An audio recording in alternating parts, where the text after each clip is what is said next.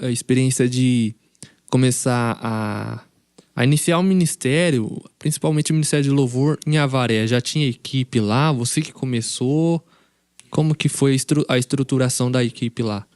Então, era algo assim bem precário, vamos dizer assim, né? Eu também, nesse período, eu também tocava e cantava, né? Eu que fazia praticamente louvor. Aí nós tínhamos, a minha esposa sempre, né, ajudou, a Fátima, beijão pra ela aí. A Fátima sempre também cantou comigo, né? E aí nós tínhamos lá, tinha a irmã Marta e a irmã Márcia, eram duas irmãs que cantavam muito bem, tinham uma voz muito boa, elas faziam inclusive dueto, né? Elas cantavam também avulso, em dueto. E nós começamos a cantar e tocar ali de uma forma bem simples, né? Como fazia aqui, né? E eu me lembro que tinha uma bateria lá que, meu Deus do céu, né? Era um... O prato dela era um negócio assim, era do tamanho desse negócio aí, ó. Nossa. E rachado e cheio de rebite. Então, o presbítero que tocava, ele não sabia tocar, ele sabia bater. Então, daqui a pouco ele dava aquela pancada no prato assim que o ouvido da gente chegava a tinir, né? Mas vamos que vamos. Mas o que aconteceu? Foi até interessante essa pergunta.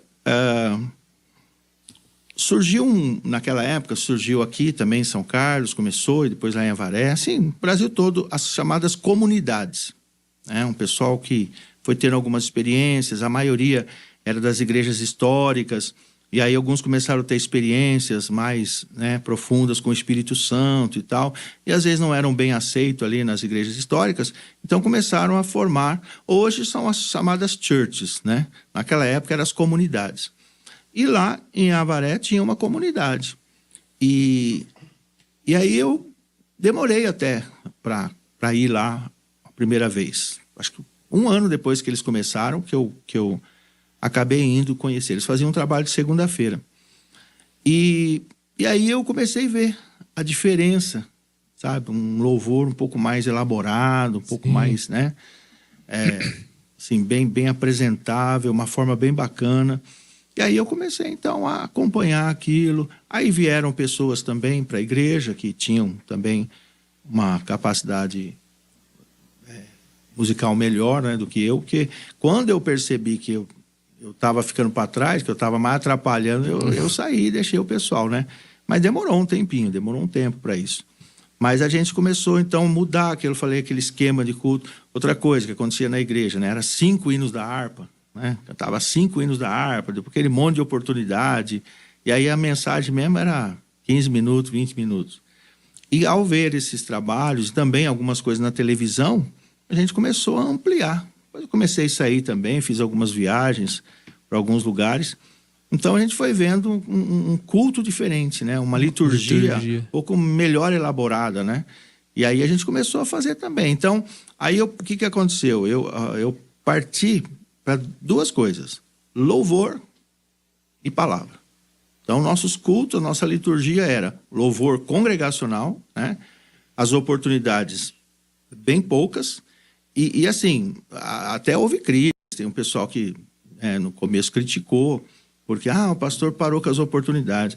Porque, sabe, eu acho que para o Senhor tem que ser o melhor. Sim. Inclusive o pessoal ia na frente e falava assim: irmãos, eu vou cantar, eu não ensaiei. Era famosa essa frase. É pro Senhor. Aí você vai aprendendo e fala assim: porque é pro Senhor, não precisa ensaiar? Entendeu? Eu acho que é o contrário. Por ser pro Senhor, que tem que ser o melhor. Porque a Bíblia fala, né? Tocai bem e com inteligência, né? Sim. O salmista diz. Então, a gente foi mudando. Eu sou favorável a oportunidades.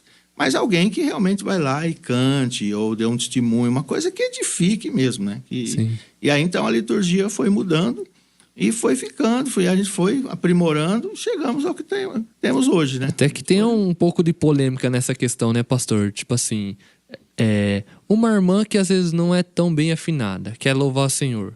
Deus recebe a adoração, o louvor dela? Não recebe?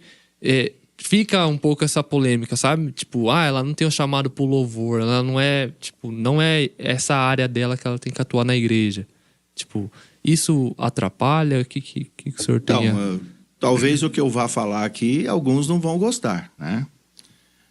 Mas é assim, aquela pessoa que não canta bem, Deus aceita? Óbvio que aceita. Óbvio. Mas canta lá no meio dos outros. Eu já ouvi falar, pastor. Não precisa estar aqui na frente, com o microfone na mão. Eu já ouvi falar assim que não importa o jeito que você canta, que tem um filtro espiritual que vai afinar a voz e vai chegar como... Se fosse assim, Davi não tinha constituído músicos no templo, né? Isso já existia na Bíblia, nós vemos Davi fazendo... Tinha coral, tinha ali o pessoal instrumental, os cantores, né? Pessoas que sabem fazer. Era tão chamativo que quando eles foram levado cativo, o pessoal da Babilônia falava, cante pra gente. Porque era algo que chamava atenção. Sim. Agora, você põe uma pessoa lá, estridente, esgoelando. Ele fica agora, na casa dela, ela está cantando para o Senhor, toda desafinada, ele está cantando. Com certeza Deus aceita, sim. Agora, o culto tem que ter um preparo, né? Sim. E a pessoa pode cantar ali no meio dos outros. Porque aqui vai uma questão.